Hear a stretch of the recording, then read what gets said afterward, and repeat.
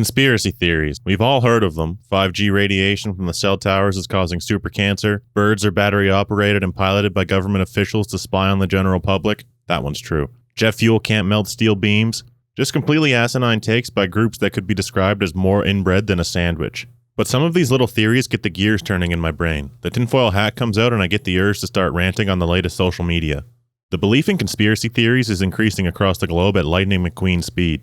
And I mean, how could it not when you've got things like a massive 25-foot-long sea serpent that lives in Scotland that has never been accurately located?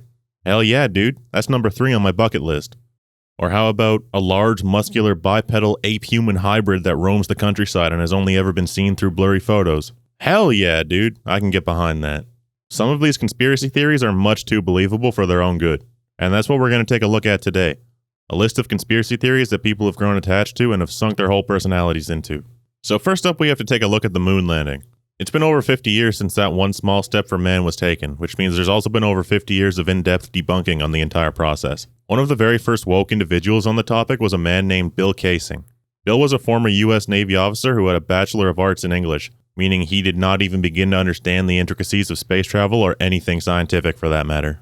But even still, he took his compelling writing capabilities and forged onward. In 1976, Bill was the writer and publisher of the book We Never Went to the Moon, America's $30 billion Swindle, which sparked interest in this early OG conspiracy. You can buy it today on Amazon for $63 Canadian. It also has a 4.1 out of 5-star rating. What the fuck is wrong with you people? There's a bunch of different theories that the masses have clung to, such as the Flat Earth Society claiming that NASA had a sponsorship with Walt Disney and the moon landings were staged by Hollywood. Another being that in all of the Apollo photos, there's never any stars in the background. How are there no stars in the background? Stars are in space, along with literally everything else. That makes no sense. Another one being that American flag they planted in the Swiss cheese sphere was blowing in the wind. Wind in space? Come on, man. And these are all really good points, guys. A+, gold star. Seriously, amazing work. Sadly, these conspiracies have all been rapidly debunked now that the technology surrounding it has vastly improved. It's pretty unlikely that over 400,000 people, scientists, engineers, astronauts, and skilled laborers that all worked on the Apollo projects were successful in keeping their mouths shut the 6 times we've landed on the moon. When you stand back and take a look at the big picture, it's just not very plausible. But why hasn't mankind gone back to the moon since 1972? Is there something more to be uncovered? The largest problem faced with getting back to the moon is the astronomical price tag. Or is that just what they want you to think? Perhaps on that last trip they discovered something that the world wasn't ready for. Something like a hollow moon? With the recent discovery of the tiny, very stereotypical alien-looking Nazca mummies and UFO discoveries that are usually, but not always, easily debunked, it has become quite obvious to me and my fellow conspirators that we are not alone in this universe. But where is everyone else hiding? Is it somewhere deep in space that is not yet discovered? Perhaps the use of biological transmogrification allows them to hide among us? Yo, Among Us mentioned? Good guesses, but it's been right in front of our faces all along, hiding in plain sight. I'll tell you where they are. Inside the moon, obviously. The government will try and tell you that the science for a solid moon is there, whether that be from moment of inertia parameters or seismic observations, or other science mumbo-jumbo that we don't care about. I did some research of my own and came up with some bulletproof evidence. As you can see, this core they speak of is actually some kind of generator that sends power to this grid right here.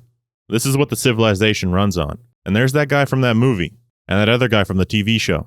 As it stands, this is irrefutable evidence that our time on Earth will soon come to an end when our alien overlords finally choose to strike. We can only pray that they choose to come in peace. Up next, we'll take a look at those dirty chemtrails. Alex Jones, as you know, is kind of retarded when it comes to almost every thought that has ever popped into his withered husk of a brain.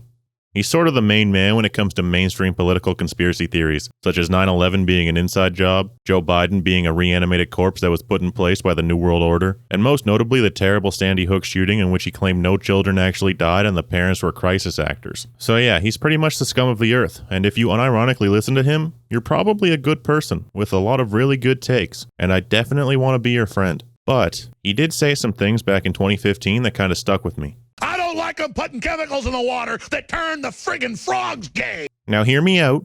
Before I go any further, this is not anti-LGBTQ propaganda, but rather big water propaganda. This is social engineering at its finest. The vast majority of people on this planet are easily convinced. Theories such as fluoride in the water is making you stupider, or there's chemicals in the water that make your son kiss boys, they're very, very believable to a Donald Trump supporter. In fact, these claims may as well be the same as a full-blown terrorist attack to them. And when they hear these claims, they take action. Little Timmy isn't allowed to drink that homosexual tap water anymore until it gets triple filtered through a $35 Brita Elite filter that is ANSI certified for more contaminants than any other gravity-fed filter on the market. And also, he's not allowed to hang out with Richard anymore. That kid's a freak. The company Brita has generated over $700 million in just 2022 alone. What the fuck? I encourage everyone that lives in a first world country to do some research on these filters. In theory, yeah, they make your water safer, but tap water is already pretty safe to begin with unless you live in Flint, Michigan. Should you fear the minute amount of asbestos particles and lead remnants in your drinking water? I don't know. Does a lumberjack fear his axe? Or does he grow fonder of her after each tree she fells?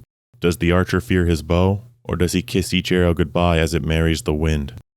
You're never going to escape the slow death of microplastics anyway, so you may as well just embrace them and carry on with your ever so slightly shortened lifespan. Up next, we have the only one of these conspiracy theories or phenomenons that fucks with my feeble mind to the point of an existential crisis. And that's the Mandela Effect. Now, I understand that the majority of memories I have from my childhood self have obviously been skewed over the years as if I've been playing a game of telephone, but come on, man. There's no way I misremembered everything. All of my viewers that grew up in the lower middle class lifestyle remember the brand of clothing, Fruit of the Loom. It was cheap, it was comfortable, and it got you through the day. And there was absolutely a cornucopia on that logo. I don't care what anybody says. You can't sit there with a stone cold face and say, no, my friend, this is simply not the case. What fucking timeline are you on? Grow up and face the facts. We are being bamboozled in real time right now. What are they hiding from us? Look, I'm sorry about that outburst, but I'm very passionate about this.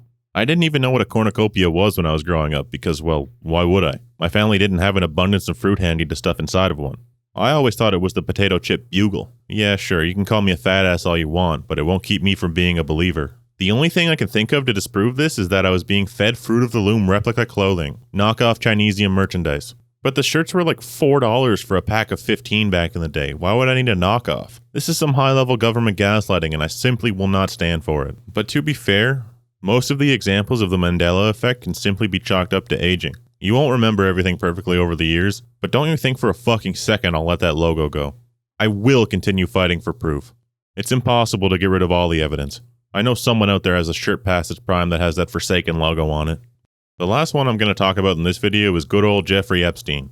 He didn't kill himself, obviously. The guy had dirt on the most influential people on the planet, and they all visited his pedo island. Instead of them facing repercussions, he was simply removed from the equation before anything could come of it. That's all I have to say on this one. If I don't upload anymore after this video, or all of a sudden my voice changes into something that is more obviously piloted by software, you know what happened. If you've got any more conspiracy theories that you wish I talked about in this video but I missed, feel free to leave a comment about them. Maybe I could bring them up in a future video. As always, thanks for watching. If you enjoyed the video, please leave a like and think about subscribing. Until next time. Come on over here. Come on